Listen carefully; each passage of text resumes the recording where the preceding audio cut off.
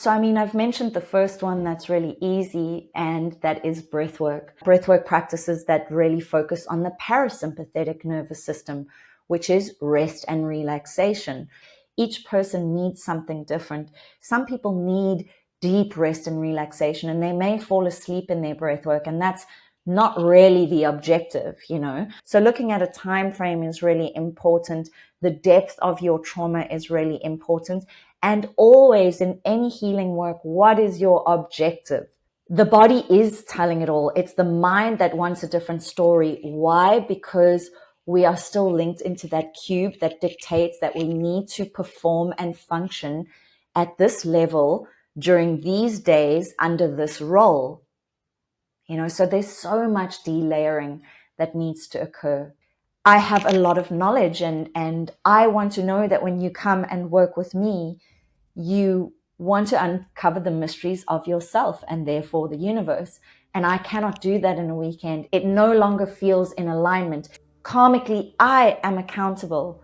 So you need to go through this process to understand your sovereignty in this decision making, while we agree on me holding a frequency and therefore holding space for you with experience and professionalism while you unravel.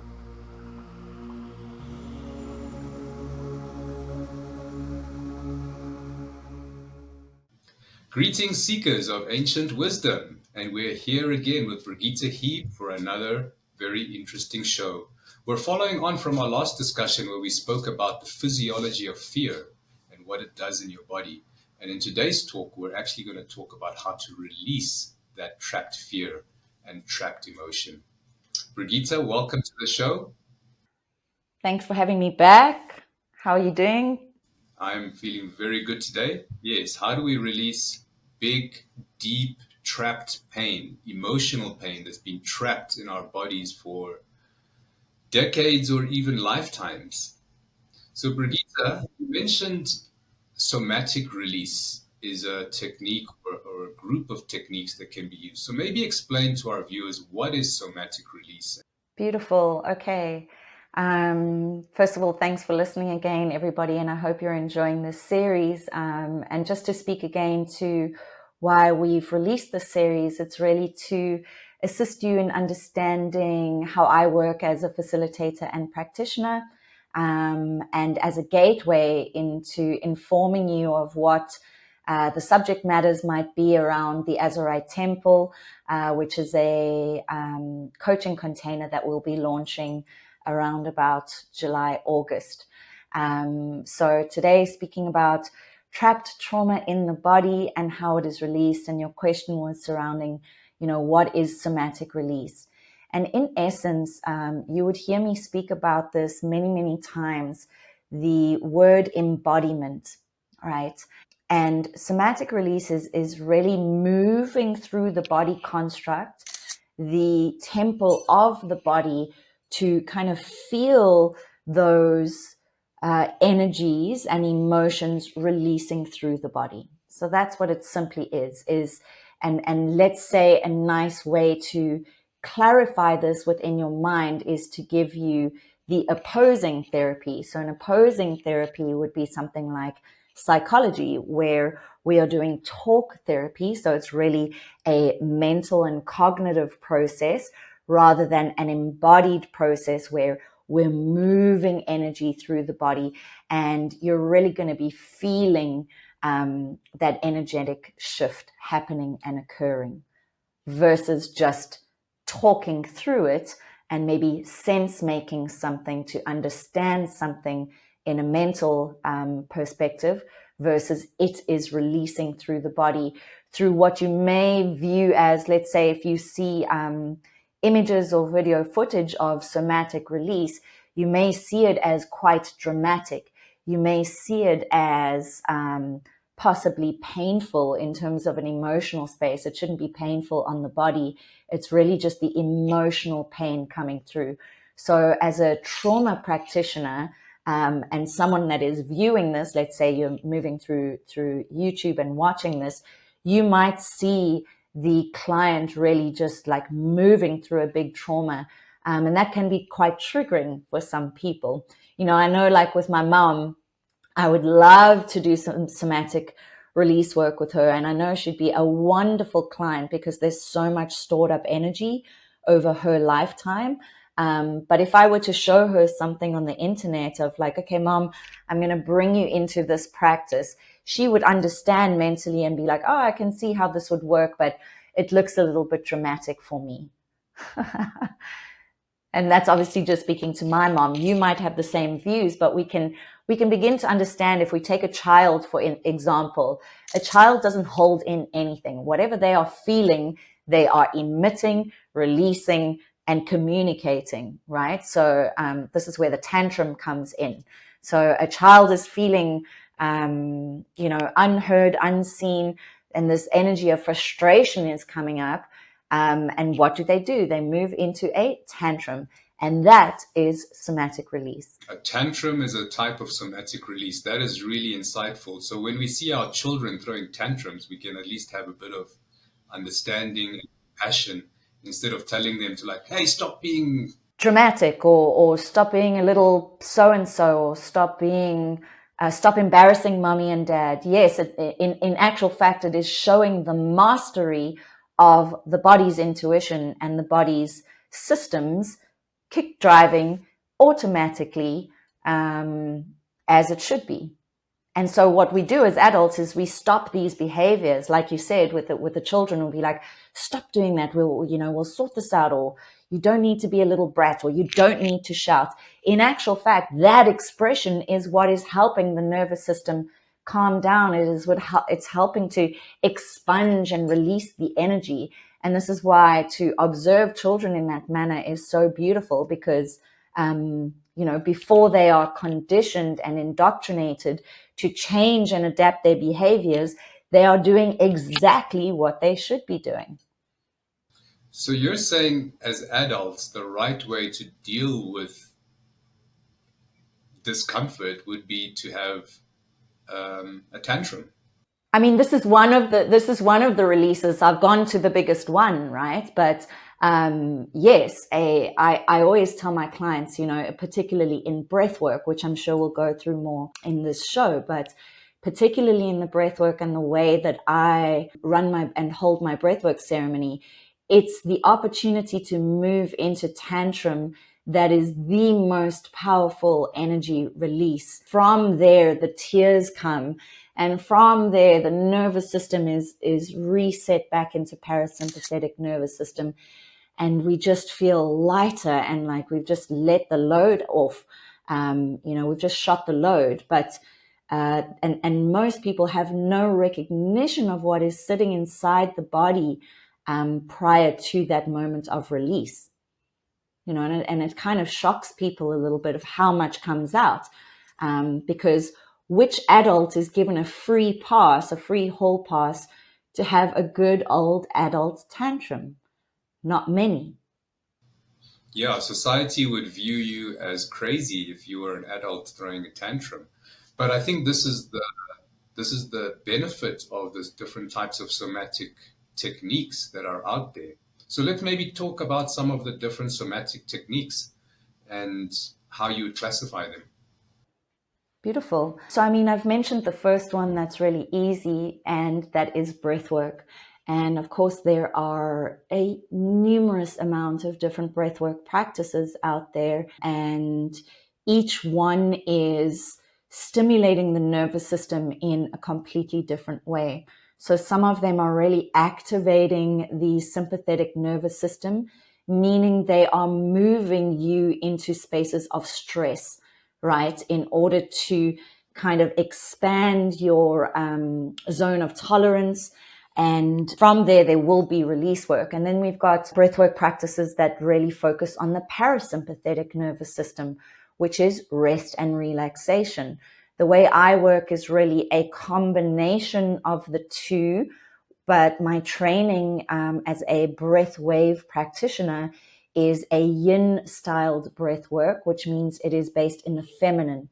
And this is a really interesting topic because many masculines will look for more sympathetic nervous system practices, because we kind of we're putting the body in stress, and there's all these things happening, and adrenaline is running through the body, and all these hormones are being released, and fight and flight is being released because the body is in stress. And through that fight and flight, and obviously with our level of self-mastery practice through the breathwork practice, we can reach, kind of transcendental states through breath retention and breath holds, and it kind of makes you feel like you're maybe merging with the spirit world or reaching a space of oneness through this very stressful type of breathwork practice that focuses more on stressing the body out.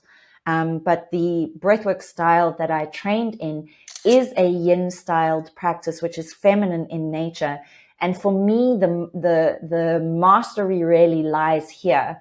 The other types of practices can get you there quick and fast.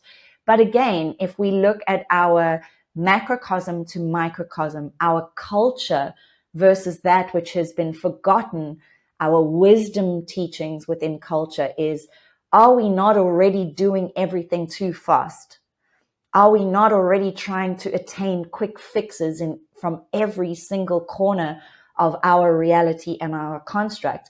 I think the answer would be a high probability that it is yes. We are trying to do that.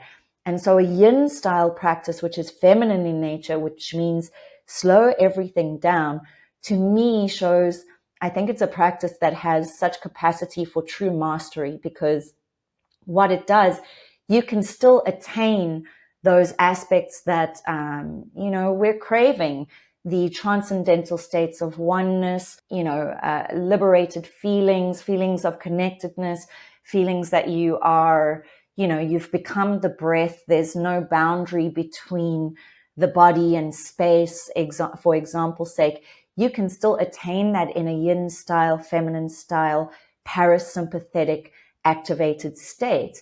And to me, it allows you more spaciousness to observe and become aware of the breath and to really practice mastery. Because let's take, for example, say just meditation. What is meditation? I mean, we can speak to very many mental exercises that we can do. So when you're beginning meditation, you might have instructions: observe the cloud, observe the thought in the cloud, move the cloud out of the mind. This is all still mental body activation. What all you need to do in a meditation is to breathe. Focus on your breath. The moment you focus on your breath, you'll be in stillness. And in a meditation, we're not moving through a big, fast fire breath. We're really calming the breath down and slowing the heart rate down, moving slowly through the practice to become embodied and begin to feel everything. So this yin style practice was really, really nice on the nervous system, because that's what we need in such a fast-paced society. We need to rest and relax the nervous system. And what often occurs and can occur, and each client is different, right?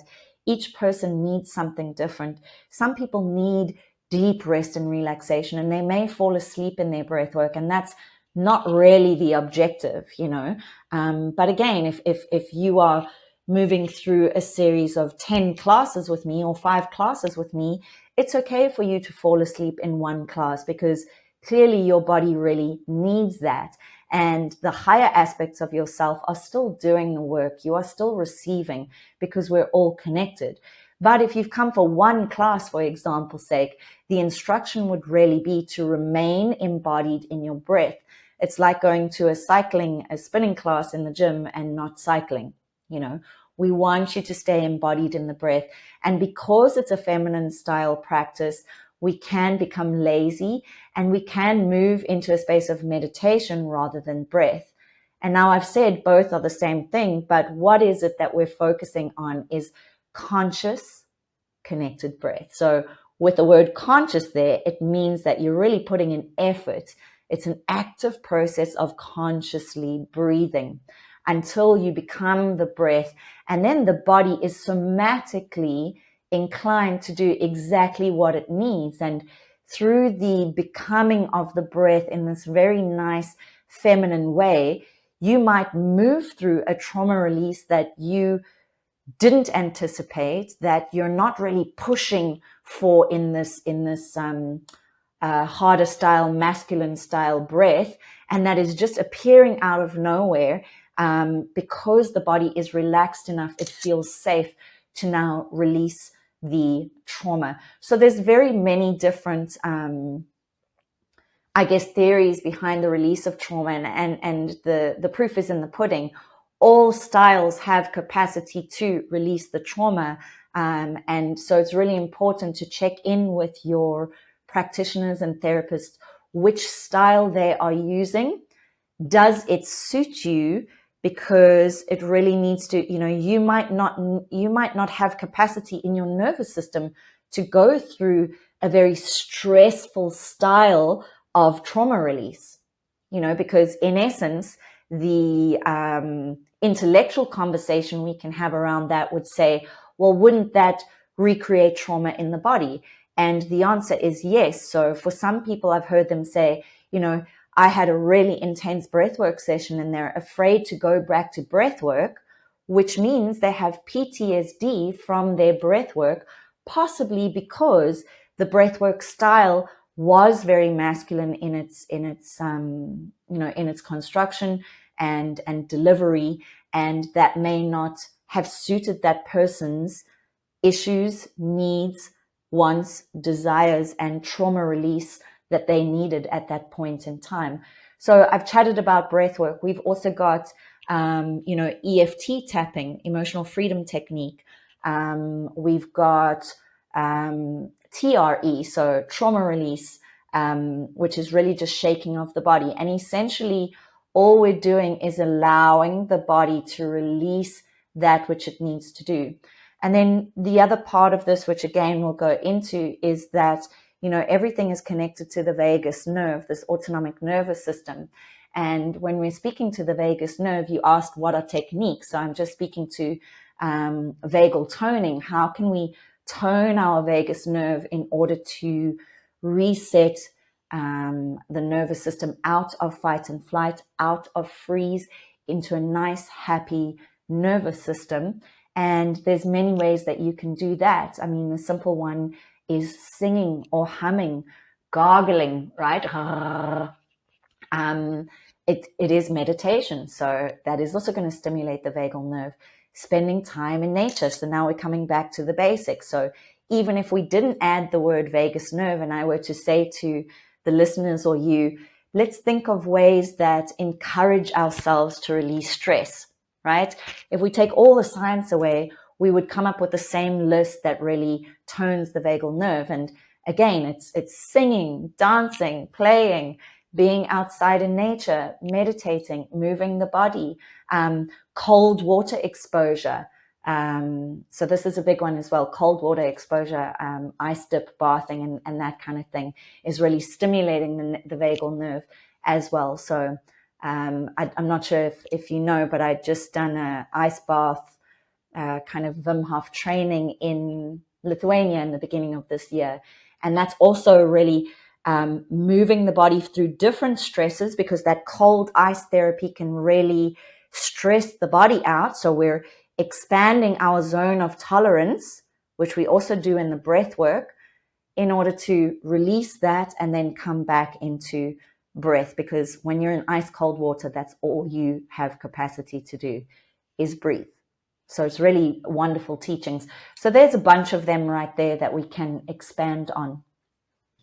So I wanted to understand this a bit better. So would you say, for instance, that the trauma is sitting in the nervous system and doing these somatic exercises? So either the gentle breath work exercise or the more intense breath work or the other modalities that you mentioned like TRE and EFT, etc.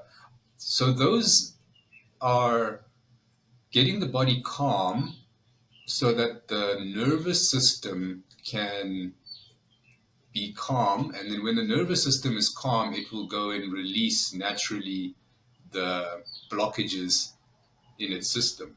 Is that maybe in essence what we're doing? I know I'm skipping a lot of the science, but am I understanding it correct? So I'd say yes and no. And I think this is where you'll find out more about me in facilitation is we've got to look at time as well. So what is the time frame that you are doing a certain exercise, because TRE, for example's sake, are really quick and short and effective exercises.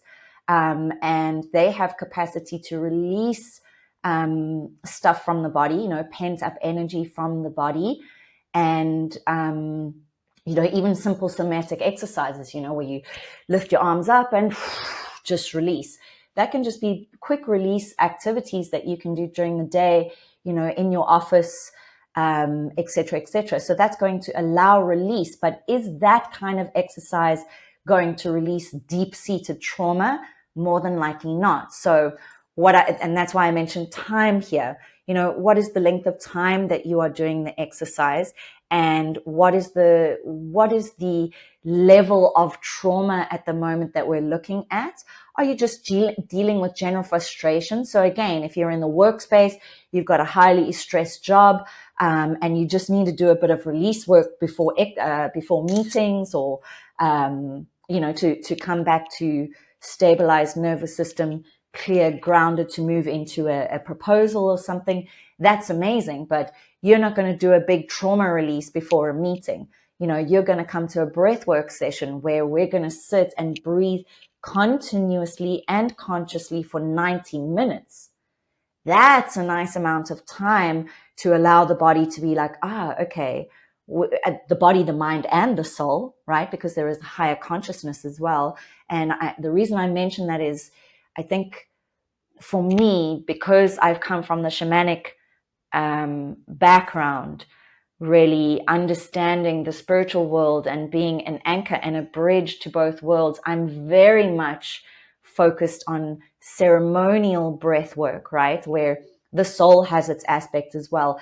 The soul is also waiting for that time frame to go, okay, we're ready to release now, right? Because if there's not enough time, it could be, if there's not enough time and not a well-supported environment and structure for you to release, it could be really dangerous for you. So looking at a time frame is really important. The depth of your trauma is really important. And always in any healing work, what is your objective, right? So again, we've mentioned that. What is the depth of your trauma? So again, if you just want to do simple TRE techniques, trauma release techniques through the day, that's really amazing. And that's what animals do. We're just shaking the body and releasing, letting it out. Cool. Let's move. We're going to go pick up the kids, or exit the kids because they're making you crazy. Go into another room, do a couple of movement exercises, shake it off, and come back and come back in a little bit more presence. So we've got to begin asking these questions, who is the right facilitator? What is the right technique for you? And essentially what we end up seeing in this time now is a merging of techniques. And that's what you see at a retreat space, right? So if you go to a retreat, you'll have an ice bath, you'll have a sauna. So we're moving through contraction, vasodilation, vasoconstriction. We're moving blood around the body and we're moving energy around the body. Then we might do a breathwork session. Then we might go into, a nature walk. So it's called forest bathing, which is also everything is pinging off of each other and communicating with the nervous system. So I hope that's kind of answered it. We need to get specific.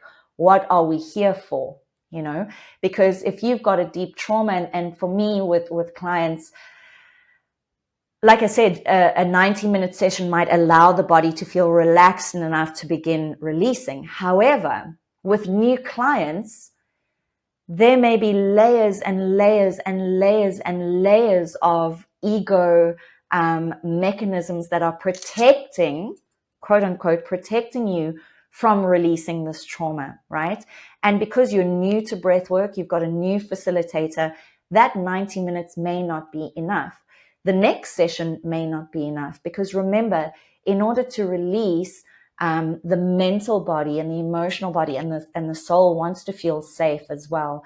And depending on how deep the trauma is, and sometimes we don't even know, so a trauma can be obvious, like I was in a hijacking, or I was in a car accident, or I've gone through a breakup, or traumas can be way more subtle, like, narcissism in family dynamics, etc., etc. So people, particularly working with me on a one-on-one basis, I do like to do minimum 3 breathwork sessions, if not 5, so that you can begin to get comfortable.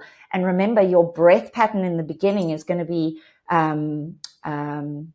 showcasing all the blockages in your body. So first I've got to correct the breath as well, because we're holding on to all these different patterns. So first we've got to correct the breath, and then we can slowly, so again, I think the summary of what I'm saying here is healing. Deep healing takes time. It takes commitment. I mean, the important thing is, like you said, choosing the right technique, choosing the right facilitator, and also knowing what the person wants out of the session. And I think that's the trickiest part. How does somebody know if they have like really deep trauma? Because you said, the first thing you said at the beginning of this talk is the body doesn't really know it, right? I mean, our consciousness hides it. Or the conscious mind doesn't know it. The body knows it. So we would begin to observe signs of burnout, right? So I'm actually currently in this phase that I'm observing, and it's basically hyper-regulation. So in our first episode of trigger events, we spoke about fight and flight, and these events bringing us into spaces and places of nervous system response. So we have our fight and flight, which is hyper-regulation. We have our freeze mode, which is hypo-regulation, and this is where I'm at the moment. And it's been very, very profound, because as an energy worker, I would, the mastery within me would say, well, look at the body. Your body is tired. You are in complete shutdown. You don't have energy for many things. You're making small mistakes when you do work. You're closing in. You're moving into hermit mode. So all systems are speaking at any one time. It's if we recognize the system, and this is again why I say it is an interdependent system, where we've got to look at the signs, digestive issues. So the vagus nerve is also connected to the gut, right? So if we're beginning to have digestive issues, slowing down of digestion, insomnia, and if we're not looking at all of these can easily move into autoimmune space, so the body is telling it all. It's the mind that wants a different story. Why? Because we are still linked into that cube that dictates that we need to perform and function at this level during these days under this role. So there's so much delayering that needs to occur. And you essentially, you asked, how does one know? I think this is where a practitioner, a very, very good practitioner, comes in. So for example's sake, I currently have a client who is extremely new in alternative medicine, meaning there is no data in her memory system, in her conscious memory system, that has ever heard about, alternative healing and the chakra systems and all of that. So now, as a very advanced practitioner that I would call myself, for me, I can observe, okay, cool, what are the issues now? So her issues would be spoken to me in a very, in a way that the ego is looking to satisfy certain things, not the spirit. Whereas many people, 99.9% of people who come to me, are looking for the deeper spiritual aspects. How do I shift this? So now we've got someone on a blank slate. She knows nothing. Let's say that. It is up to me to tune in and be like, okay, well, I can see that from this ego need, actually what we've got is layers and layers and layers and layers of trauma that are speaking to what you're looking for at this point. So to give an example, this is a good one. There are egoic issues around the body. I want to look a different way. But what the body is doing is holding on to trauma. And the holding on is also manifesting as increased weight, etc., etc. Because when we're stressed as well, when we're in hyperregulation, we begin to seek out the sugars, and we're feeding ourselves in all different ways. We're checking out, we're scrolling, we're dissociating. There's a lot of addiction patterns that come up. And so what I need to do is reconnect her to her body base levels, right? So the first thing I would do is, how are you breathing? Can we do a simple breath and body meditation? From there, because she feels so unsafe in her body that it's packing on a protective layers over her, which is again, the ego is seeing as weight gain. Why can't I just fit in? Why can't I lose weight? I'm doing the exercise, but we're not looking at the trauma. So if she went to a different, if she went to a nutritionist or something, they could begin to look at that, but the solution wouldn't be very sustainable or long lasting because the traumas are not being looked at. So, hopefully you have a good enough practitioner that is able to say, look, and actually what I'm viewing at the moment, going through my own hyperregulation, and through observing patterns within my inner child that were subconsciously there as trauma that I'm only looking at now and really, really understanding, is when I view the world, and please take this with a pinch of salt, when I view the world from the intelligence and data that I have as microcosm, so planet Earth, and macrocosm, it's cosmic and galactic scale within the solar system, the galactic history, we are a civilization and humanity that is dripping with trauma. So you say, how do we see it? Let's just look at the world and kind of say, and that's why I say, take this with a pinch of salt. There is, a part of me that is very much about empowerment. It is about empowerment. I am about empowerment, but I'm also a realist to say things are pretty intense right now. We can assume, not only on an individual level, but that the collective is traumatized, in PTSD and struggling. And the excess rage that is going on is moving us into fight and flight, that is bringing us to the space of war, etc., etc. And we spoke about this in one of the other episodes of how agendas use fear, therefore manipulating your nervous system to be there to create soldiers to fight these wars in order to, fund their back pockets. So trauma release and all of this, as much as we're talking about healing modes and technologies and ancient wisdom and alternative medicine as these beautiful modalities, the real aspect of what we're talking about here is, if we want to shift this planet, we've got to look at ourselves and we've got to do this work. It's not just me invoicing you for a breathwork class and like we're just going to a yoga class. We are, by you attending to yourself in self-care, looking at our traumas, big or small, we've got them all because we are eternal. We, by that action, are making a stand to create change of our frequency and therefore the frequency of the planet. So I guess in summary, you can say the whole planet is traumatized, and it's just the degree of trauma that each individual is carrying. So trauma release is very important. And if you don't know how deep your trauma is, then the best thing to do is potentially find a good facilitator and go through their program, and the good facilitator will be able to ascertain your degree of trauma and guide you through that process. But I like the breathwork as being a very good entry point. Like, most of the planet, I would say, is very similar to this client that you mentioned that has no experience of alternate health. I think I saw a stat somewhere about 2/3 of the planet have no idea of chakra systems, these other things. So that's a big chunk of the planet. So we can assume most people have never even heard of the term or heard of the concept that their bodies are holding trauma.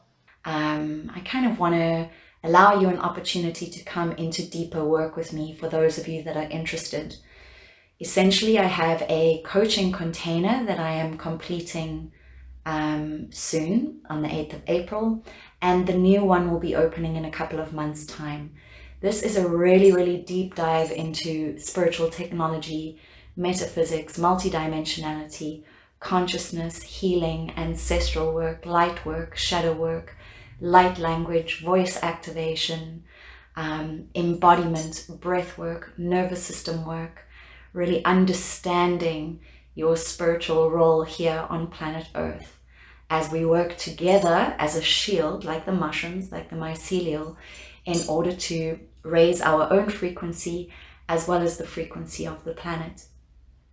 So this coaching container is very, very powerful for those of you who are interested in this kind of work, shifting your consciousness, understanding your reality, what is happening here on Earth, what is your part to play. This is a really, really beautiful opportunity. And we do a lot of meditation. We do a mixture between energy work and teaching. So the mind is activated. There are practical aspects that we go through as well. So it's really a nice balance of energy work and coaching. If you are interested, please do get hold of me. I don't want you to worry too much about any language aspects, because a lot of the stuff we are just sitting and observing how energy is moving. And there are diagrams that can assist you in what it is we're doing in terms of the content. Those of you that don't know or need a reminder, I work within the law of one, and this is the basis of my teachings. 950 billion years of information, of ancient teachings, and really just a reminder of who you are from this heart space. So again, I say hello. Please touch base with me if you are interested in this type of long format coaching. It'll be around 6 to 7 months. And yeah, I hope you're doing well. I'm sending lots of love. Ciao. And also we also then have old mindsets, right? So someone like my mother, this is why I mentioned it, where she always say, run it out. And that's not a bad thing. Because she's shifting energy. But what is it doing to the body? Running at that capacity is a doing action. It's a very masculine action, and it's causing compact. Sorry, I can't think of the words right now, but compacting on bones, and it's not that amazing unless you have a beautiful holistic program, and so her mindset and older people's mindset is chin up, like men teach their little boys don't cry. Older generations are also like that. Chin up. Well, we've seen the war and we've gone through this recession and we will just cope, and we'll go to the bar and drink, and tomorrow's another day. So, there's this belief system as well that we don't need all these juju things. So yes, like you say, it's half of the population or 2/3 that haven't even heard of it. They're unaware of it. And majority of them sit in a belief system that, no, I'm fine and I'm strong, I'm powerful, I'll push through all of it. And so it's just suppression of emotions upon suppression of emotions. And as a healer, empath, and intuitive and psychic, doing what I do, if I look, and this is why people like me are actually need to be very, very careful. And it's why I'm experiencing what I'm experiencing now, because we see it all. We see everybody suppressing everything. And we're just like, how is this possible? And then that overwhelms us. It overwhelms our nervous system. So it's everybody's job. Yes. It's everybody's job. And yes, the statement that we're all in trauma is a very correct statement. So you mentioned like your mom as an example, and I want to use this one because this is a very relevant one. When she's feeling uneasy, or maybe she's feeling dissatisfied, anxiety, she will say, let me go do a run, right? So do something, and she becomes a human doing. And like, by doing this thing, I'm going to get over my issue, or and that's like a very doing action. But breath work, and maybe this is the connection I want to understand. Breath work is being. So if you do the breath work correctly, you're just being, and we're human beings. We're not human doings, right? We're human beings, which is just being present, connecting with your breath, and that being with yourself is really what starts the process. And the longer you can be with yourself consciously, and maybe that really is the essence of somatic work, is like really bringing us back to human beings. And the breath work is one. But you mentioned other ones, and I think there's even more extreme type of somatic releases that can be done. I mean, I know with the ceremonies, for instance, they're very extreme ones. So are there people that do an extreme somatic release from the beginning? I mean, we did touch on this a little bit at the beginning of the chat. What do you mean doing extreme somatic release from the beginning? Sorry, I don't quite understand the question. So this client that you mentioned that has never had any knowledge of alternative health, so she's obviously got trauma. She's been carrying it for her whole life, maybe multiple lives. I see what you mean. What would the strategy be? Yeah, so she could come and say, Brigitte, I want to do breath work. Or she could say, Brigitte, I want to go straight to a deep ceremony and do it over a weekend. So it's very interesting. That's a very interesting question. And I think this is, again, where good facilitation comes in, because your practitioner really needs to observe what are the requirements. So let's take this particular client, for example. And the way I've been observing it is there are such, let's say, like memory blockages that the soul is wanting to uncover, so that she gets it, that everything is connected, right? But there's such trauma in the body, so there's an aspect of me that feels like popping her into a mushroom ceremony. And please understand, everybody, that I'm just speaking through a thought process here. There is deep consideration that gets taken from me. I can only speak for myself.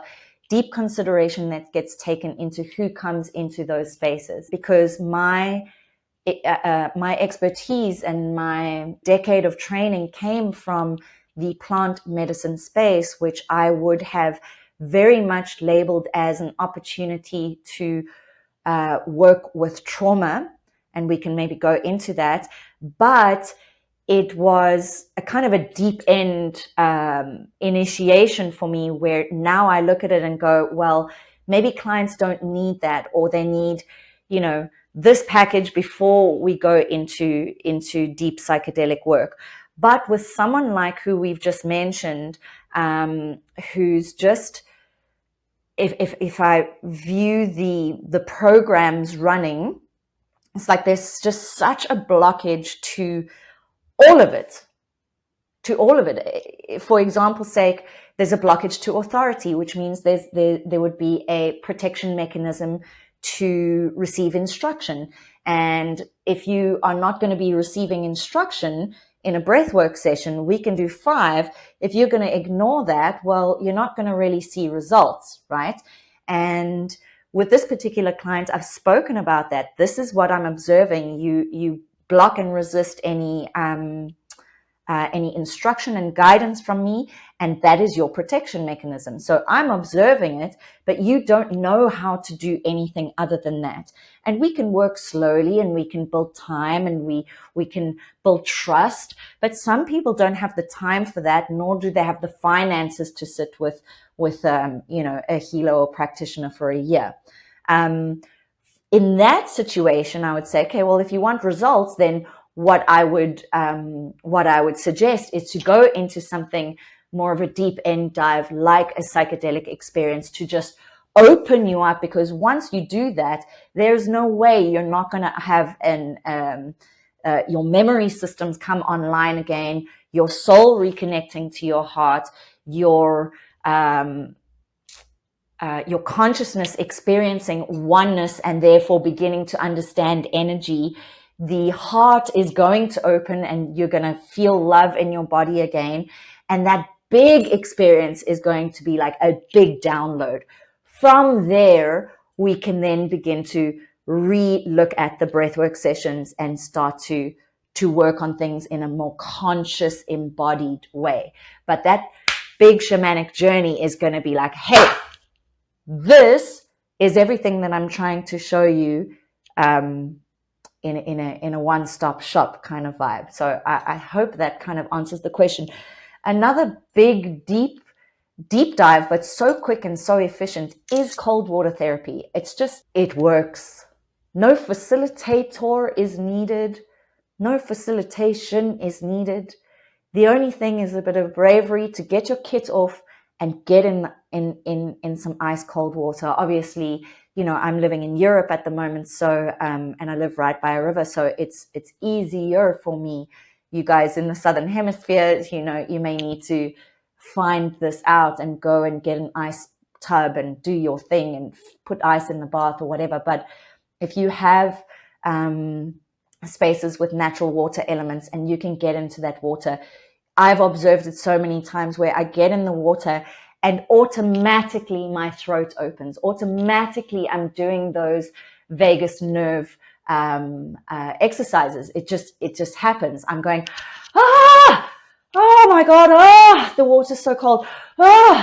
Okay, so it's not about the water being cold. I'm releasing through these words. The words don't matter. I'm going, the water's so cold. And then a bigger energy may shift and I really may scream and be like, oh my gosh, and if I go under the waterfall, then like ice cold water. After that, all you're doing is breathing and releasing, and obviously you're coming outside of the water. So I said no facilitation is required, but you do need to kind of know how to warm up your body and keep your organs nice and warm and flowing afterwards so that your body doesn't go into too much shock. But yeah, I mean, there's many different techniques. I hope that kind of answers. It has answered, and it's given me more questions, but I wanted to understand, it seems like a facilitation or facilitator is very important for spiritual work. But like you mentioned, this depends on finding a good facilitator, your funds that you have available to spend on facilitators and ceremonies and all these things, and your objective. But I would say a lot of the people on the planet don't have excess money. They don't have disposable income to spend on a facilitator. And I've seen ayahuasca ceremonies and these other mushroom ceremonies. I mean, they're not cheap, right? They're really targeted for the middle income or maybe even upper middle income type of bracket. But we know even in South Africa, most people are living in the lower income section. So what can they do? And you mentioned the ice bucket. So I really like that. You said an ice bucket can be done. Or ice cold shower. Yeah, but I mean, you obviously need some training. Maybe you need to watch some YouTube videos, read some books, and you can do it. But are there other techniques that people can access without having to spend so much money on a facilitation? Is there other ways that people can go through and figure out trauma release? Yeah, I mean, I think there's probably 1,000 apps for any one thing in these days, right? For example's sake, Wim Hof. We know that there are many Wim Hof apps. Wim Hof is going to take you through a breathwork experience where there is a lot of breath holding, so breath retention. So you can begin to explore. And again, what is your objective? If you're moving through a process of knowing that you're a bit financially strained and you want to begin working on the self, let's just say, there's a big trauma and you're not going to move through a big trauma through an app, but you can at least begin training the mind, the body, calming down the nervous system by using a meditation app. As you've mentioned, there's 100 million possibilities on YouTube. There's yoga classes on YouTube. There's Kundalini, and all of these things. There are There are online breathwork circles. The other aspect to this that I want to talk about, because, as much as we're talking about healing here, we're talking about interrelated and interdependent systems. And we're at a space and time on the planet at the moment where, as I think we've said in other episodes, things are dissolving. The patriarchy is dissolving. This capitalist structure is no longer working. And it's a very difficult space for people like me. And it's why you see these plant medicine ceremonies being at the cost that they are. And it's because there is so yes, you will always have factions. You will have people that are taking advantage. But for me, my costs are quite high, but it depends on the person. I might be working with an initiate. But let me not get too much into that. The point I'm trying to make is, and I think you've been a big part of this, is these modalities and these services need to be part of the system's resources, already going into schools where someone like me comes in and, laughter yoga is a perfect example. If you've got the right facilitator, and there are amazing facilitators out there, and I'm reaching a point where I'm observing the capitalistic wheel just spinning and spinning and spinning and spinning. And I'm seeing beautiful retreats being put out there, which is amazing. We're all creators, but to what extent, for what purpose, for what means? Many people can leave a retreat feeling amazing. They may have had many aha moments, but we're not looking at the deeper aspects of existentiality, reality, consciousness in our interrelated system at the moment that is crumbling because we are in spiritual warfare. We just continue to put the retreats out. And again, it's not that it's not helping people, but the level of this work is so deep, and the integrity behind what we do needs to be morally strong. So if you're putting a certain price out for something, you need to know exactly why, to be able to back it up and to understand why that facilitator is charging that and that is charging that.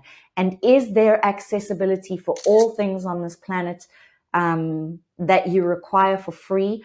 I believe so, if you dig deep enough. Why do we seek out a somebody else? Well, it's our human nature. We want connection. We want connection, and sometimes we externalize, and so this is also going to be changing soon. I see all these self-made healers and things like that, and again, there's nothing wrong with that, because I too am that self-initiated, right, through a remembrance. But that's all going to fall away. All of these business models, our spiritual businesses and retreat models, it's going to fall away. What the timeline is, I don't know. But as the collective interdependent system keeps bubbling and bubbling, we're going to begin to need to access these teachings and do them on our own. You can get a guide to tell you, I will teach you how. I will teach you how to do it, So yeah, I know I've answered in a bit of a higgledy-piggledy way there, but essentially, I do believe we have access to, again, as I've said, I'm sitting in a huge hypo-regulation at the moment. I am a facilitator, etc., etc. All I need to do is lay my ass down and do a breath work. Do you think I've done it yet? No. Why? Because I want somebody else to hold space for me. Am I going to do that at the moment? No, because I work in a very specific frequency. I work with grid systems. I work with a commanding of space. I understand my multidimensionality, that when I'm opening myself up in that way, essentially it's me that is doing that. And the facilitators that can help me at the level that I wish are not in the area that I'm at. So here comes self-accountability and self-responsibility. I need to lie down and do it on my own, So you're right. All the information, I believe, is there, and we do have that access to the information. I mean, look at the animals, right? You mentioned the animals; they know how to go and shake. They they were potentially taught by the older animals in their group, or they just knew it. Yeah, it's a wisdom, it's consciousness, it's a wisdom within them. You know, the tree doesn't question what to do. The tree is a tree. The tree roots down. The tree knows it needs to root down so that it can grow up. It's only the humans that are sitting in this, what am I doing? Who am I? What am I doing? Who am I? What am I doing? Who am I? What is my purpose? How do I heal this thing? You know, we don't trust the body. Well, we're not taught this in the systems on the planet. Like my daughter goes to school and she's not taught any of these things, right? She's taught how to read and write and a few subjects like geography and computers, but is she taught about trauma, about meditation, breath work, connecting with the earth, being with the earth, rooting down? They're taught none of that. So when they grow up into adults, are we surprised that they are unstable, anxious? I mean, it makes perfect sense. So, so I wanted to touch on these ceremonies a bit, because you mentioned there's there's so many ceremonies. I mean, in the last 2 or 3 years, or even 5 years, I've seen so many of these spiritual ceremonies, like ayahuasca ceremony or psilocybin ceremony. And I had two friends of mine. They went to the same facilitator for an ayahuasca ceremony. The one friend had an amazing experience, and she said, "Wow, it was like so deep." And she went back to her childhood and confronted her trauma, and it was an amazing experience. And the other friend, with exactly the same facilitator, came out of that ceremony and said, "Well, nothing happened. I think I got scammed." And I would have, I didn't really say anything, but I guess this can happen. Maybe you can explain how the same facilitator can have such two extreme outcomes, on two different clients. Well, I think again, it's interesting because the theme of this session has been trauma release exercises, somatic work, and embodiment. But actually, I believe the theme is more the interdependent nature of it all. So to answer your question, I would say, again, every single soul is different. Your interdependent systems, meaning your nervous system, your mind, your body, your soul, your energy systems, your chakra systems, your higher templates, your etheric systems, is all playing a role in how you are perceiving and receiving during any particular, in this example, plant medicine experience. So that individual that said they felt nothing might have a very, very closed energetic system.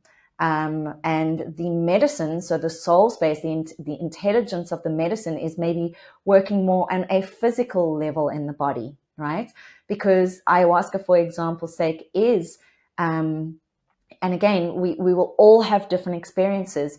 Each ayahuasca brew is going to be different. So, you may have more of the DMT element in one brew versus another brew.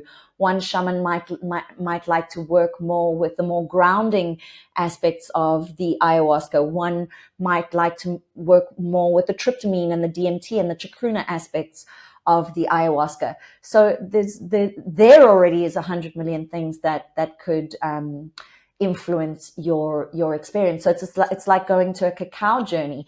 If you are let's say a masculine going to your first cacao ceremony, and you have all these kind of eclectic hippies, if we want to call it that, saying, "Oh wow, this cacao is really opening my heart. Wow, it feels like an MDMA or something."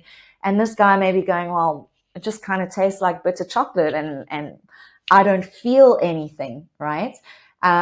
It's the same kind of thing where it's like, well, where is your zone of tolerance for feeling as a newbie stepping into this space? Because if you've been, if you haven't used those senses, if you're not a sensory person, then your mental body is in charge of you. Your mental body is going to say, well, I'm not feeling anything.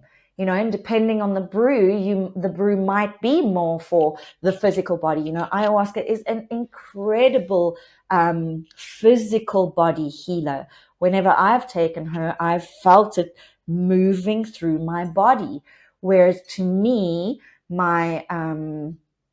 through my experience, I'd say the mushrooms is working way more on the emotional body and the psychological aspects.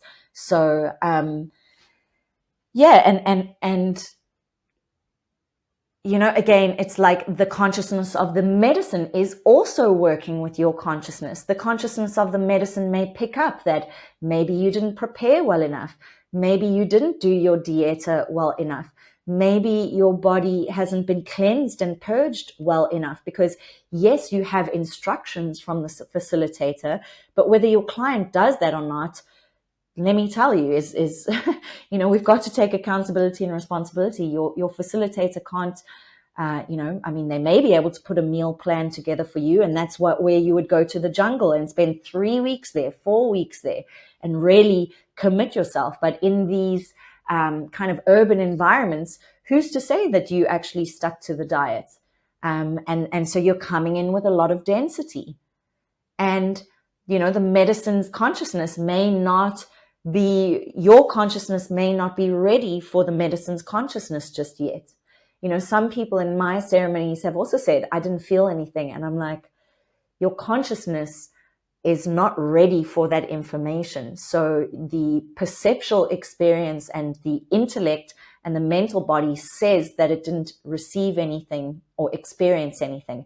But there's no way your emotional and spiritual aspects did not receive in that experience.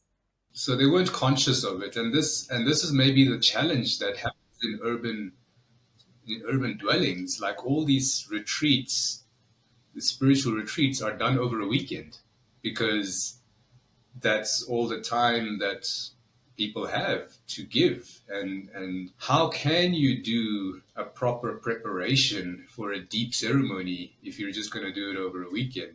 Well, this is the thing, and this is kind of why I say in the interrelated, interdependent system, all systems will be falling down.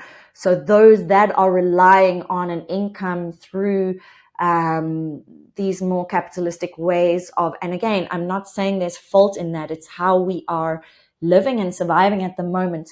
But I have completely, like I said, I'm in hyper-regulation at the moment. So there's been a complete pull away of work to a certain degree, but also because I'm observant of this capitalistic wheel, and I am a visionary, you know, and as a visionary, we have to often make sure that we're not too far in the future, because as a spiritual master and leader and teacher, it's all about the present, right? But I'm also human, and I do have these extrasensory gifts that put me in a future that go, this capitalistic structure is going to fall. And those false light teachers, you know, and I'm not saying they don't have capacity to be masterfully brilliant at what they do. We're all where we are at. There's no shame. There's no blame. There's no guilt. It just is. But those structures will fall down soon. And it's why I'm doing less and less group work, because and it's why this series has come about, because of the AZURITE Temple being a 7-month program. You know, we're all creators in this. And if I'm going to value my soul's blueprint, that which I have achieved through, you know, knowledge gain and data, you know, galactic data and all of that, if I'm going to really share my gift and not put myself in a box, then I've got to do that over a period of time. So for me, the short-term, you know, weekend retreats are just diminishing more and more and more, because I have a lot of knowledge, and I want to know that when you come and work with me, you want to uncover the mysteries of yourself and therefore the universe. And I cannot do that in a weekend. It no longer feels in alignment. It's okay for me to do that in South Africa, because many people are repeat clients coming, you know, because that was the basis of my work. So when I come there, I put the marketing out and people come because they know what they're going to receive from me. But here in Europe, it's like People are doing ceremonies left, right, and center. Again, it's okay, and I'm pulling more and more away because it doesn't feel in alignment. So, and this is why I say again, your objective, if your objective is, I'm trying out ayahuasca this weekend, what harm can it do? It's just a weekend thing. Everyone's doing it. Well, then you're ticking the box in absolute accordance with your request and manifestation, right? But if you're saying, if your intention is, I see what's happening with the planetary system, I'm connected emotionally and in my sensory system to what's happening, I want to know what's going on here and how I exist and thrive in this system, I need to go on a deeper dive, then find the right person in the right frequency. Oh.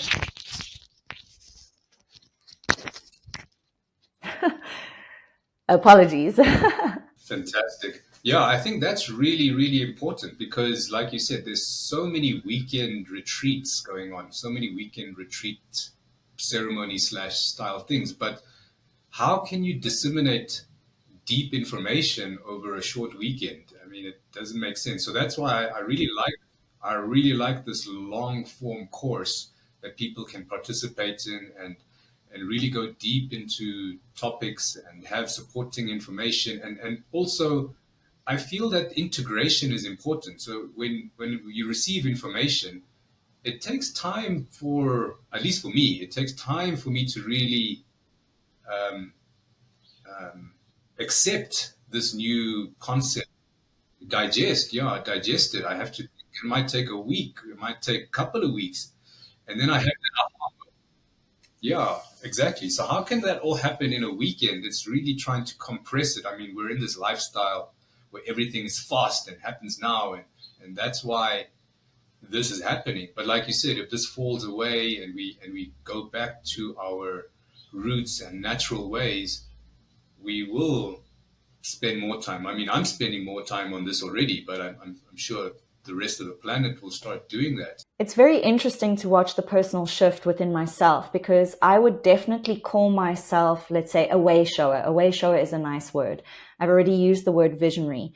And what that means is, as I've said, is there is a perception based on a future timeline that I already understand, know, feel, have knowledge about, and can create and design based on what's going to happen in the future, right?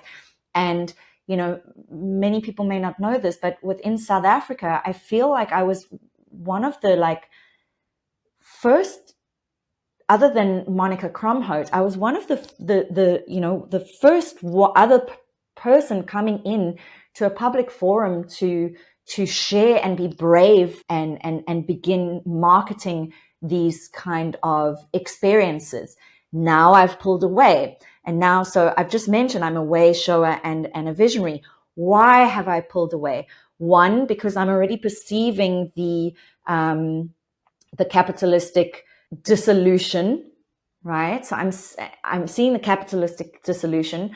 I'm observing the false light teachers that will inevitably have to come to face their shadows and look at the fact that perhaps their style of business model is no longer working. So I'm observing that.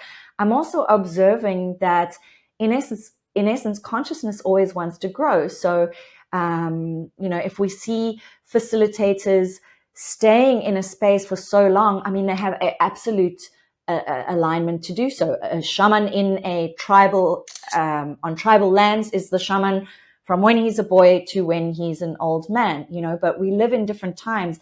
The consciousness is growing. We want to grow. And I feel like if this is just from my personal thoughts, but we want to grow, so if we stay in a certain space for too long, we stop our growth, right? And we become dependent on that system. And in essence, what we're teaching in any modality is it's all consciousness, it's all energy, and there are many consciousness traps. And I think we can fall into these consciousness traps that the retreats are going to set us free, or that doing ayahuasca 5 times a year is going to set us free, or that we now have a spiritual badge. The other thing is, we as facilitators need breaks to integrate not only our stuff, but if we don't have correct energetic hygiene, and I don't just mean hygiene, I'm saying proper grid structures. So linking your work with a creation story of sacred geometric structures within our time matrix, beginning to understand the mathematics, the inversions of everything, then you've just got a facilitator riding on a good thing through what we would verbally say is a nice functioning business model. But when is that person integrating? Because I can tell you, I used to do ceremonies every single month, twice a month, so 2 group ceremonies a month and privates. This was before COVID times, right? It was great training for me. So that's almost 30 people a month, let's say, right? Now I'm doing maybe 4 ceremonies a year, of which 3 of them are privates. Do you know what I mean? It's like, and because those are so big, because I'm connecting to higher templates, I need integration time. And this is why I'm in hypo-regulation at the moment, shamelessly so, is because when I'm in South Africa, I have quite a schedule. And also if you're really teaching and not just serving the medicine, if you're really teaching about the information that the medicine brings, which is, the nature of the universe, we are timeless, then we've got to slow down, that we're coming back into the feminine, we're human beings, not doings. Then you as the facilitator need to start showing that, or at least that's how I work, because it feels more in integrity and alignment. Is it difficult? Yes, it is. But to reach Christ consciousness is not easy. So I try be a way shower, and this is why breathwork is so powerful, because you don't need to spend the money, or that much money. Do you know what I mean? But again, I just wanted to create a warning here. If you're doing any online breathwork, make sure that your facilitator has really gone into the aspects of self-accountability, self-ownership, reading what you need. So your objectives, again, if you've got deep trauma and you're doing an online breathwork, that is not going to be sufficient for you, and you may drive yourself through an experience that you don't have capacity to understand or hold. But that might drive them to the right facilitator. So I encourage people to do the research. I know it's difficult and it's murky and there's so many different options, but I really encourage you to go and try something. And I always say to people is pick up the phone and speak to your facilitator, a video chat, feel their energy, and have a list of questions ready. Have a list of questions ready, because for example's sake, I got invited to a peyote ceremony here. I've wanted to take peyote for a long time, and because I've been a facilitator, I haven't been able to, because I've been doing my own stuff. And now I thought, yes, this is going to be amazing. Okay, what's the price? I see the price is quite cost effective. Okay, how many people in ceremony? 30 people. That's a red flag for me. Because you can put the price down, 30 people are going to come. And then I start understanding the ceremony structure, and I'm like, I'd rather see a higher price, less people in the ceremony, because then I understand that person's holding a better space. Whereas it's 30 people at this price, it feels like a bit of we're all going to go and sing Kumbaya. And some ceremonies are like that. That's fine. But I didn't have an opportunity to speak to the facilitator. And so I exited the space, which triggered the person who invited me, because he thought, I'm running away, I'm this big shaman, and I'm not even going to sit in this. And I'm like, no, it's because I'm it's because I'm a shaman that I don't want to go in there and do all the work of holding the space. And if there's 30 people and it's this much money, I take 4 months to earn that much money. because I'm anchoring the frequencies, I'm gridding the space, I'm designing the ceremony based on certain frequencies and words and colors. I am, I'm deeply attuning and anchoring the entire structure of the ceremony 3 months before it's even started. This I just heard pop out of the blue, bam, you've made 3,000 euros. It's and maybe that's my own projection and I need to change my model. But for me, as empaths, we have I heard this yesterday and it was so perfectly described, a high moral code. Empaths have a high moral code, and that's how I like to work. So when you're calling your facilitators, check in on that moral code, because unfortunately, I'm going to mention this now because it's important and there's nothing to be afraid of. It is out there, but there are many weird and wonderful and sometimes traumatizing things like sexual abuse that can happen in ceremony spaces as well, and it does happen. With some facilitators, and it's absolutely not on, and it's terrible. So if you can and the conversation gives you power. It's not about taking power from the shaman, but it gives you power where you're meeting human to human. Always remember that. Yes, they've got the fancy title of shaman and this and that, and they've got the feathers and whatever, but human to human, you have some questions. Don't disempower yourself. I think that's really important to ask those questions. You mentioned it even in the last talk. Ask the questions, ask what somatic techniques do they use? How do they go about? Do we have integration time? What is the pre-ceremony setup? Like my pre-ceremony setup for mushrooms, people, and it's also why I'm doing less, because people don't jump through those hoops. And it's because my entry process is intense, and they go, oh, I say, I need the form back. Oh, we didn't realize it was going to take an hour. Well, I've got your psyche in my hands. And not only your psyche, there are contracts. Not only are there contracts, we're a multi-dimensional reality where we're currently in a spiritual war. You're about to open yourself up through a medicine while I am holding space. That means in the universal laws, I am accountable. Karmically, I am accountable. So you need to go through this process to understand your sovereignty in this decision making, while we agree on me holding a frequency and therefore holding space for you with experience and professionalism while you unravel your consciousness and your ego. And then we put it all back together. That's just my process. And I'm tired of people wanting quick fixes. And so again, the high moral code that I have inevitably puts me in a space of being often very disappointed by people. It's why I've shut down my website as well. The other reason was it's very expensive for someone with such a niche job title. So, that would be my human, logical, practical, pragmatic decision making. But the empaths was like, I've done all of this. It's a decade of work, but no one really cares. And that's okay. I'm not in victimizer mode about it. I'm just like, I'm here when you need me. Because that's where we're going to at the moment. It's like, as I say, as a visionary and an intuit, there's a part of me that would say, and this seems like a paradoxical statement, look for the ones that you don't see. Look for the facilitators that you don't see. Try find that person.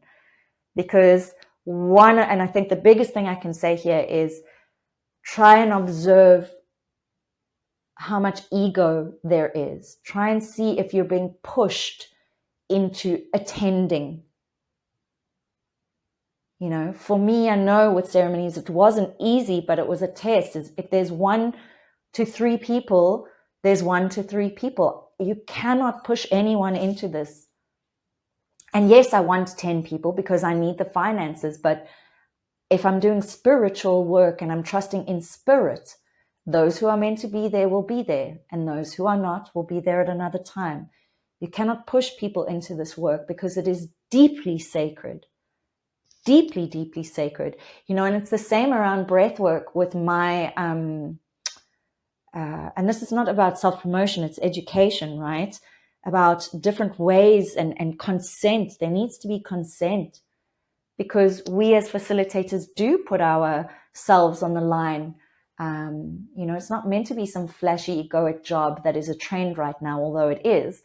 It's not about that. It's about integrity. And what I was going to say is in my documentation, I ask about vaccination.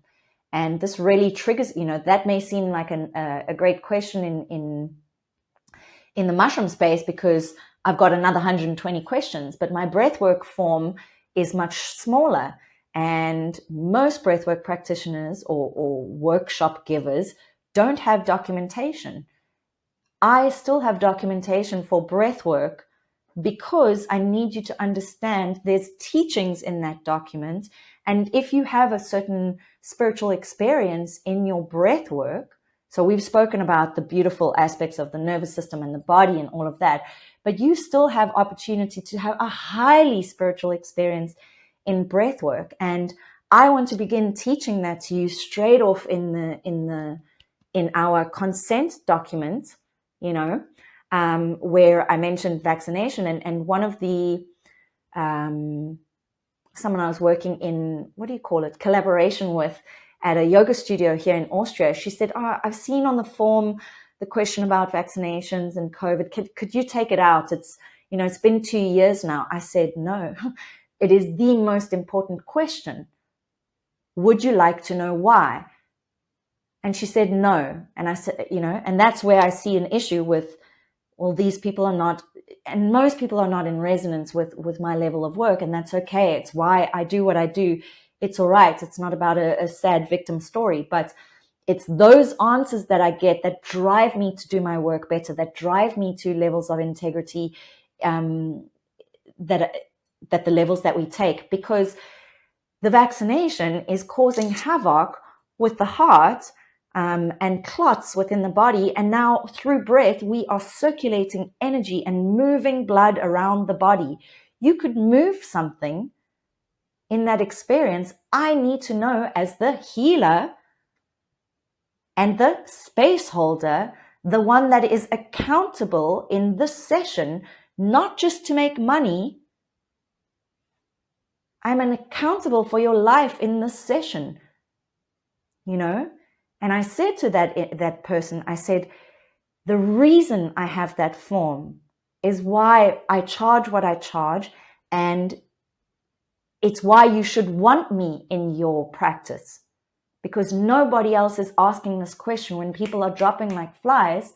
Yeah, I wanted to touch on the questionnaire. That really is important because you're really confirming the client's objectives and getting to understand them, getting to understand their psyche. And assisting them in understanding their objectives, because most people don't know their objectives. It's assisting them. Yes, it assists me. So it's mutually beneficial. Yeah, and I wanted to touch on that because the friend I mentioned earlier in our talk, the friend that went to the ayahuasca ceremony and said nothing happened and he got scammed, his objective, and I know this because he's a good friend of mine, his objective was a checklist, like saying, yes, I went to ayahuasca, and other items on his checklist will be like, I went skydiving and I went... it's